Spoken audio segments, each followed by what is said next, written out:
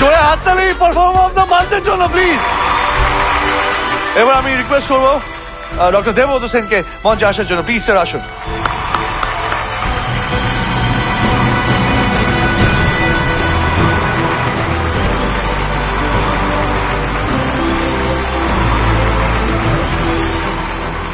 Sir, আপনি আবার সময় ব্যয় করে এখানে এসেছেন এই রোববার আমাদের গ্র্যান্ড ফিনালে, তো আমাদের বাচ্চাদের কি বলবেন? প্রথম কথা যেটা সেটা হচ্ছে যে আমি জাস্ট কয়েকটা আমি পারফরমেন্স লক্ষ্য করছিলাম। তুলিকা গঙ্গাধর, দুর্নিবার, ওনার কামব্যাক গান হ্যাটস অফ, প্রত্যেকটা জায়গাতেই একটা আলাদা ডিফারেন্স। আর ওর তো জাস্ট পারফরমেন্স এইমাত্র শুনলাম, দুর্ধর্ষ, খুব ভালো।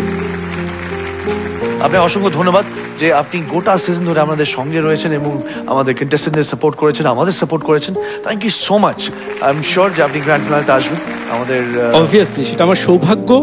আর আমি মনে করি যে এতদিন তো পার্টিসিপেশন যারা করেছেন তাদের একটা জায়গায় তারা বেস্ট অফ দ্য বেস্টটা দেওয়ার চেষ্টা করেছেন।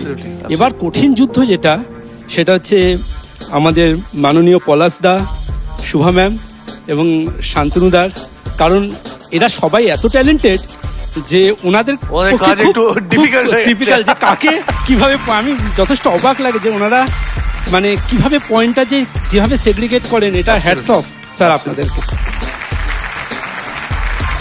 আপনাকে রিকোয়েস্ট করবো যে ডিসেম্বর মাসে পারফর্মার অফ দ্য মান্থের এই পুরস্কারটি ওর হাতে তুলে দেওয়ার জন্য স্যার। Thank you.